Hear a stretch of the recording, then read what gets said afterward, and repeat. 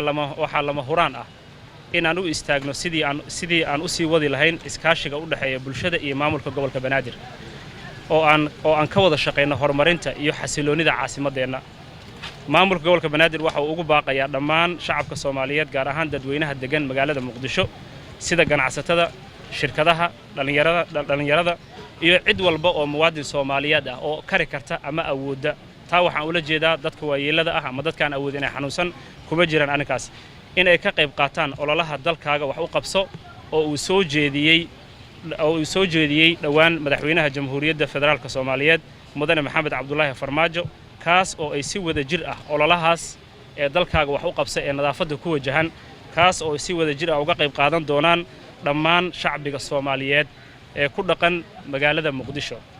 ololaha nadaafadda caasimadda waxaa loo qorsheeyey in uu dhaco bil walba dhammaadkeeda.